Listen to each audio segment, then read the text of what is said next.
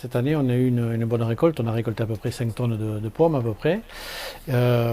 Toutes ne vont pas être pressées, mais la plupart, malgré tout, pour faire soit du jus, soit du chagarneau, donc ce qu'on appelle le cidre basque. Alors avant de les presser, il faut les cueillir, les laver, les trier, et puis ensuite il va falloir les broyer. Ça va être la première des opérations dans un broyeur à pommes qui va avoir une triple action.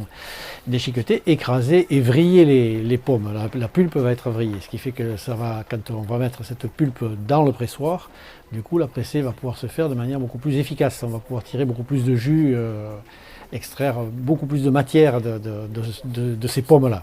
Une fois que le broyage a été effectué, les pommes vont être mises dans le pressoir et là on va les mettre dans des toiles rectangulaires que l'on va fermer. Ensuite on va remplir ces toiles. C'est difficile de remplir quelque chose qui est rectangulaire, mais on va former un sac en quelque sorte de ces toiles et on va empiler ces toiles les unes au-dessus des autres. On va faire des étages, une sorte de millefeuille de toiles contenant la pulpe, intercalée avec des cleillettes en bois, ce qui va permettre de répartir la pressée sur toute la hauteur du pressoir.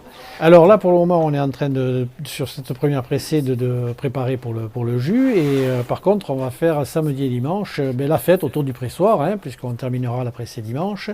On va faire la fête autour du pressoir. L'idée, c'est d'avoir un petit peu une fête comme on pouvait avoir autrefois à la fin des vendanges, à la fin des foires, une fête qui rassemble les habitants du quartier, les fermes voisines, un moment de convivialité. C'est pas une fête, c'est pas la foire du trône, c'est pas ça du tout.